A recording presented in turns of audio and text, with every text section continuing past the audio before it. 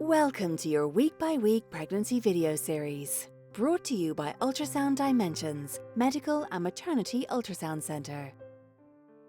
Welcome to PregnancyChat.com in week 39, the 9th month of your pregnancy. I'm Monica Healy. Your baby is the size of a watermelon. Let's see what's happening with your baby this week.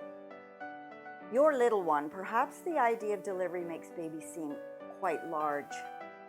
Baby can be anywhere from 6 to 9 pounds at this point, but is averaging out at 7 to 7.5 pounds or 3.2 to 3.4 kilograms and measuring 21.5 inches long or 54.6 centimeters.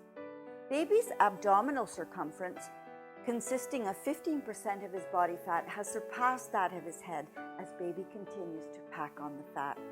Baby has enough fat beneath the skin, around the muscles, and around some of the abdominal organs to regulate his body temperature and create that cute chubby look. Baby also continues to shed the vernix caseosa and the lanugo. His skin will transform from a pinkish color to almost white. This is actually true of babies with darker skin as well. All of this development qualifies baby as clinically mature and ready for the world. As long as baby remains in your belly, however, baby will continue to become smarter as his brain develops. Gravity's at work. Just as your body is making preparations for the big day, baby's doing everything necessary for a smooth delivery. Her head remains the largest part of her body, and chances are it is still resting right against your cervix.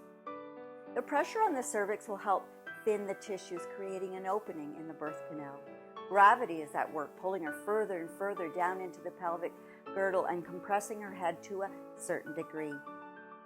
The placenta, which has sustained baby up to this point, is becoming less efficient at transferring nutrients. Thus, your antibodies are crossing the placental barrier and are able to give her that extra boost that baby's immune system will need as she passes through the birth canal. During the first 6 months of life, these very same antibodies will help her immune system fight off infections. Should you choose to breastfeed, baby will also receive vital nutrients and antibodies from you after birth through the milk.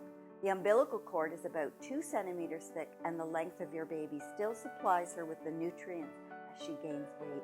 It is common for the umbilical cord to be knotted or wrapped around the baby at birth. Okay, let's see what is happening with you this week. This is the last leg of the journey.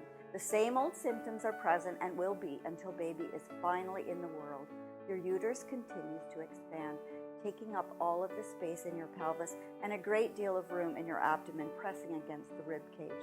The taut skin over your belly may become itchy as it becomes increasingly tight. Your circulation is working harder than ever before, possibly leaving you with a flushed appearance. Weight gain is beginning to plateau, and some women even lose weight at the very end of their pregnancy. Discomfort is common at this point. Impatience, nervousness, and excitement may intensify. Don't be in too much of a rush, however. Remember that baby will take all the time she needs to ensure she is fully developed.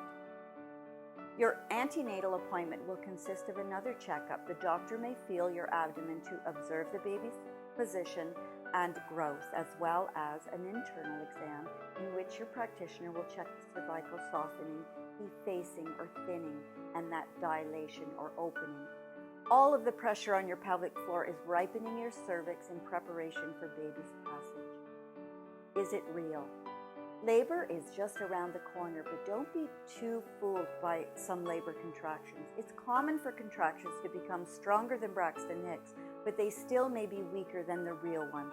If they go away when you move or change positions, then most likely they're not the real labor contractions. True labor is identified by longer, stronger contractions that do not ease up with movement or resting, and your water may break, or you may have a bloody show. Call your practitioner immediately if you feel that your water broke or you are leaking amniotic fluid. Even if you are unsure, it's always best to check. Here are some tips for week 39. It may be a great time to read up on the basics of newborn care. Keep relaxing with any extra time that you have. So that's it for week 39. If you have any questions or comments, please join in the conversations in the forums at PregnancyChat.com.